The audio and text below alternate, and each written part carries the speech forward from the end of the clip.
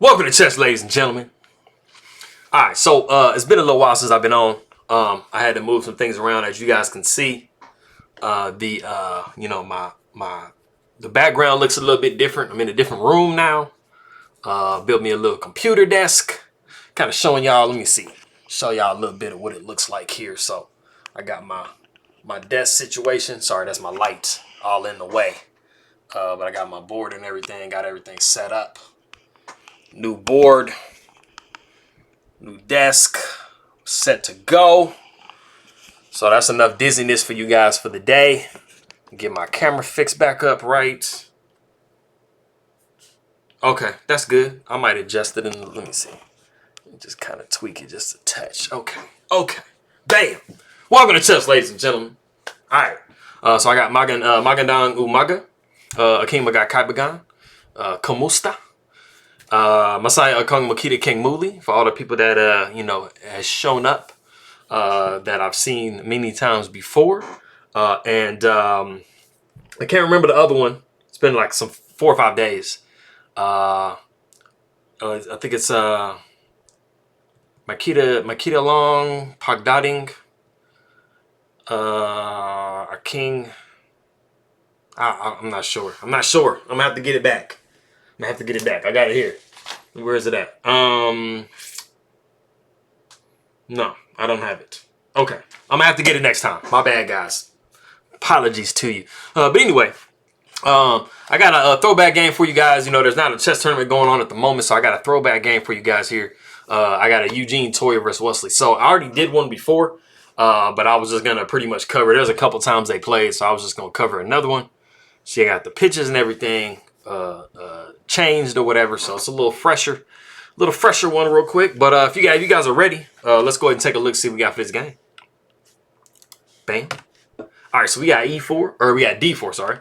Knight to F6. We got Knight to F3. We got D5. We got C4. So it starts off as an Indian. Pretty much whenever you play D4, Knight to F6, it starts off as an Indian. And I mean, there's a lot of different things you can go into. You got some. Instead of D5, you have some E6s, and you can have like some BOGO Indians type situations. You can also go into like the King's Indian with G6, some Slav type situations with C6. So there's many different possibilities. So, but we do have this in the game, and we see C6. We see C6 coming from black, so we have the Slav now. So we have Knight to C3, and we have A6, and this is the Slav. It's called the Chameleon variation. I'm not really sure why. I don't know, maybe because of this structure here, kind of has like the whipping around of like a chameleon's tail or something. Or maybe because I just made it green. I don't know. I'm not sure. Anyway, like I said, it is a Slav defense, the chameleon variation. And so we see pawn takes D5, pawn takes D5. We got bishop to F4, we got knight to C6, and we have rook to C1. And as of 2009, this was the novelty of the game. I thought that pawn taking was the novelty. It was the first time it was showing, but then when I went a couple more moves, it was showing that it had been played before, because knight to C6 is a common move. So like I said, rook to C1 is a novelty, and it's pretty good. It's a pretty plain idea from white. They're just trying to put this rook on a fully open file, which is what you want to do. So in a couple of moves, you'll see black do the same thing. So bishop comes to F5. We got E3. We got rook to C8. So like I said, as you guys can see, we have a very similar setup here for black and for white. It looks very similar. So we have the rooks on both the files here, open files. Bishop's in the same spot, knight's in the same spot. We just have a pawn move for black instead of white. But we see, well, now we do. Now we have the completely symmetrical position almost. There we go. Symmetry. All right, so E6, we got bishop to E2, we got bishop to E7, we got castles by white, castles by black. And as you guys, I'm sure, guessed, this is a pretty identical position for each side. And so this is, it's given pretty much triple zeros. It's right on the level. So, no side really has, any type of a severe advantage over another.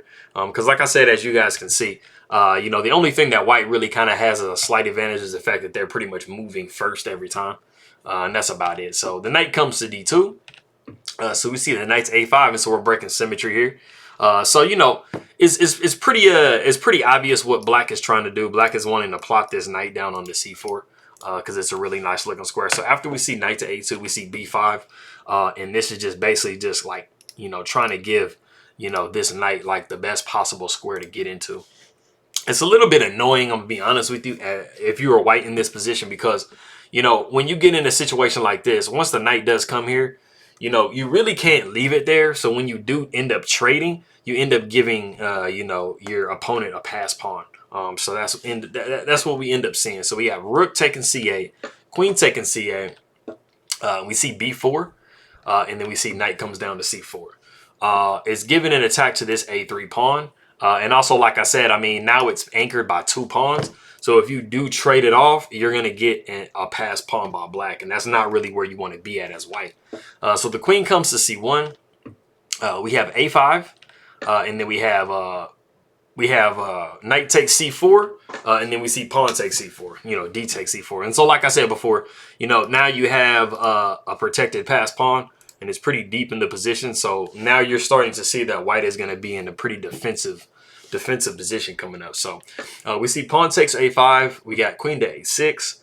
We got knight to b4. You know, hoping that black, you know, kind of falls asleep and says, hey, man, like, let's do this, right? But, you know, black's not going to do that because they're basically going to be giving their advantage like almost all the way up. So we see queen taking a5. And then we see knight to c6. And it kind of looks like it's giving a nice fork on these pieces, but the black queen has the ability to not only snap a pawn, but then also get you know, get their piece back once it's taken. So after queen takes a3, we have knight taking e7 with check, and then like I said, we see the queen retreating back to e7. And you know, we basically as black have just been able to just grab a pawn off the board. And so, you know, not only do you have a protected pass pawn, but now you also have another pawn that has the ability to start coming down the board. So you're, you know, just visually, without even looking at like a computer analysis, you're looking at, you know, the position being, you know, at least 2 or 3 up, where you're pretty much, even though you are even in material except for the pawn, you're about an entire piece down as far as a calculation from the computer is concerned. So we see queen to b2. We got queen to d7. We got bishop to f3. We have rook to c8. And we have rook to c1. So we have bishop to e4. We have bishop to e2. And then we have knight to d5. And now we have bishop to g3. And as you can see, basically in a series of like 3 or 4 moves, you've basically seen every single one of these pieces either get into a defensive position or it has just completely backed up. So if we just back up real quick. So the first thing, you had bishop to f3, seeming like you're kind of using the bishops on an open diagonals and stuff. But then after the rook comes to c8, you see the rook defending with c1. You see the bishop coming to e4, trying to contest that bishop. And now you see the bishop back up to e2. And after knight comes to d5, you see the bishop back up to g3. So like I said, you know, not only are you up an entire pawn as black, but, you know, you've just gotten to a position to where you basically backed all of your pieces up. And your queen and your rook are basically like, you know, coming together to try to prevent this pawn push, but it doesn't really too much work because this knight, you know, is protecting this pawn push. So that's not really, you know, it's still not really doing all that much, right? So the bishop comes to d3.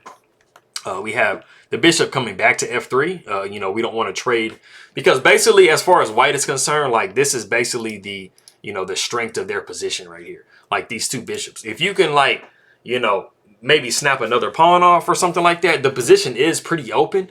So, you know, these bishops would actually kind of come into play. But the main issue that you have for white is the fact that there's this, you know, protected pass pawn. And black is setting up their pieces to where they're going to be, you know, being able to push this pawn coming up. So we do see c3, and that just makes things just incredibly worse. So the queen comes to b3, and then we see queen to c6. And like I said before, you know, basically, you know, when you have a pass pawn, you know, you're going to want to put your heavy pieces behind the pass pawn so that you can put your opponent in the most defensive position possible. And this rook being on the back rank, once you push this pawn down to this square, this rook is basically just like completely useless. The only thing it's doing is basically blocking the pawn from queening. And that's definitely not where you want your rook to be. So we see bishop takes d5. You know, doesn't really do much. You know, the pawn just takes here. And so we see queen to a3. And the rook comes to a8, which is the only open file on the board. It's the most logical move. It's pretty natural. So the queen comes to e7, and then you see c2. And like I said before, you have this situation here where, this rook is basically completely useless. It is just like restricted onto the back rank. So, I mean, you can even do something like, creating luft, for your king, bringing your queen down here, and then the rook will come down here and basically just force the issue. Because this king is kind of, stuck on this back rank as well. That's just one possible, scenario that you can, take a look at.